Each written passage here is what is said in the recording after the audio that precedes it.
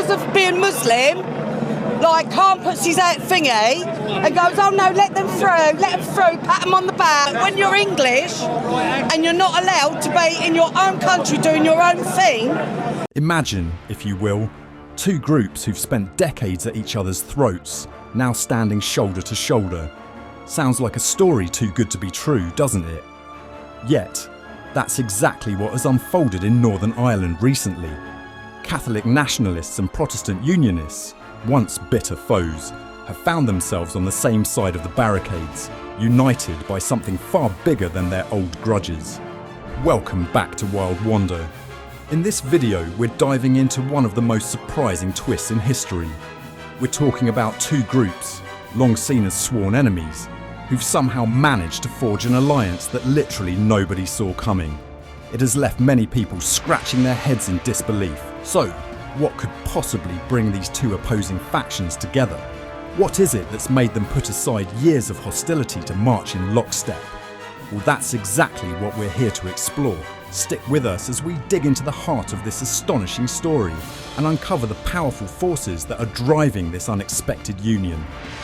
It's a tale that's as baffling as it is inspiring, and you won't want to miss a single detail. For centuries, Northern Ireland has been the backdrop of a long and bitter struggle between Catholics and Protestants, rooted in deep-seated political, religious, and cultural differences. To understand how these tensions came to be, we have to take a trip back in time to the early 17th century.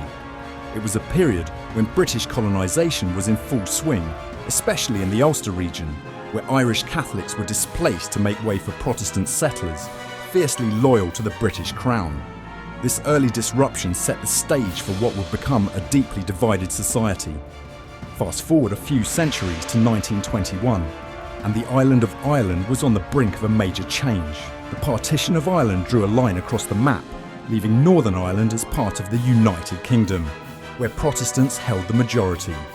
Meanwhile, the newly formed Irish Free State, with its overwhelming Catholic population, began to chart its own course. This partition didn't just divide land, it further entrenched the differences between the two communities, setting the scene for conflict. By the late 1960s, the simmering tensions reached a boiling point, erupting into what became known as the Troubles. This was a period marked by intense violence, where Protestant unionists determined to keep Northern Ireland within the UK clashed with Catholic nationalists who dreamed of unifying with the Republic of Ireland. The streets were no longer just battlegrounds for ideas, they became literal war zones, where bombings, shootings and riots were tragically common. Over 3,600 lives were lost during these dark decades, leaving behind a legacy of pain, mistrust and a division that seemed impossible to bridge. In the past, Protestants held much of the power and privilege in Northern Ireland, often using their influence to sideline Catholics, especially when it came to things like housing and jobs. This unfair treatment didn't go unnoticed, and as the winds of change blew across the Atlantic with the civil rights movement in the United States, Catholics in Northern Ireland found their own voices and began to push back. But these protests for equality only seemed to stoke the flames of hostility, leading to more violence from Protestant loyalists determined to maintain the status quo. Even though the Good Friday Agreement in 1998 officially put an end to the widespread violence, the peace it brought was a fragile one. The memories of those dark days are still fresh, and the divisions between the communities haven't simply faded away. The scars of the past are deep, and the walls that once separated these groups, while not as tall as they once were, still stand. Yet, in the midst of these lingering tensions, something rather unexpected has occurred. Catholic nationalists and Protestant unionists, who for so long found themselves on opposite sides of the divide, have started to come together.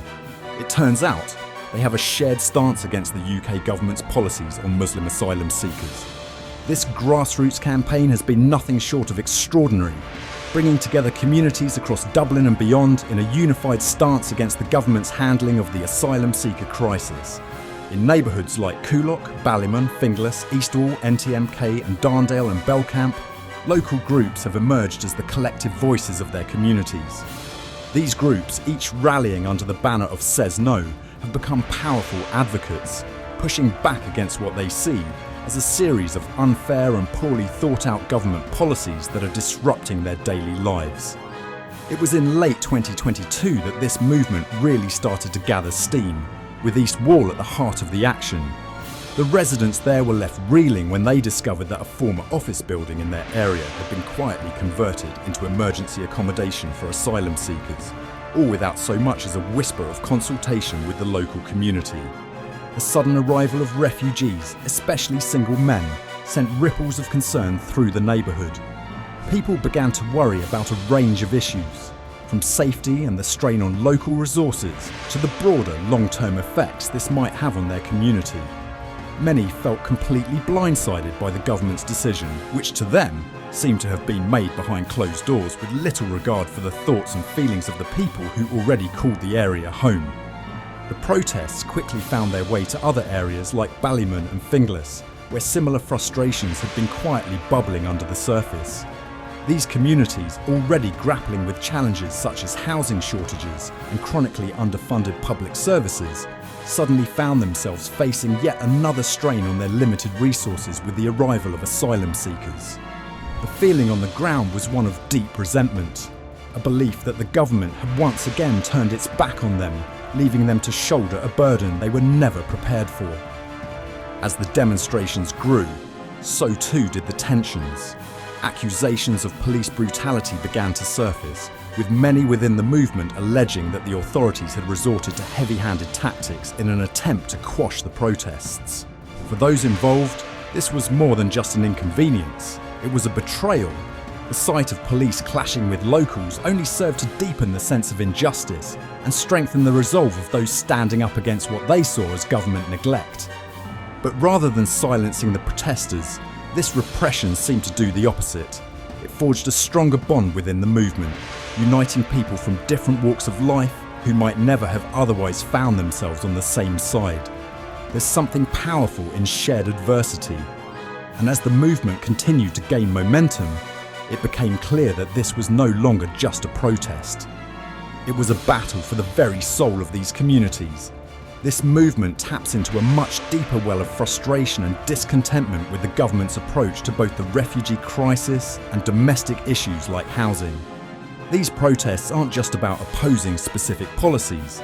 They're a powerful assertion of the rights and voices of local communities who feel increasingly sidelined. As these groups continue to gather momentum, they shine a spotlight on the deep divides and complex challenges the country faces. On one hand, there are the global responsibilities imposed upon Ireland, and on the other, the pressing needs of its citizens. The government's plans to house unvetted asylum seekers, many of whom are Muslim, in local neighbourhoods have sparked considerable unease. Residents are concerned about the potential strain on already stretched local resources, and there's an underlying anxiety about security risks, especially with the arrival of young single men. What's made matters worse is the perceived lack of consultation. Many locals feel blindsided by decisions that seem to have been made without any input from those who will be most affected. The protests themselves have not been without their own set of complications. The response from the Gardaí, the Irish police, has been anything but smooth.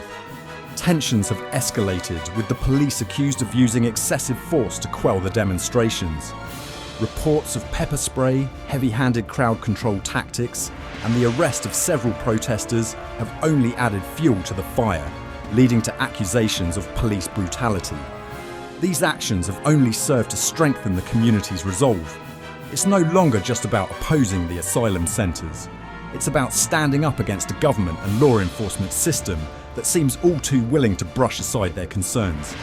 Feeling increasingly marginalised and targeted, these diverse communities have come together under the Says No banner, a unifying force that has amplified their grievances and solidified their opposition.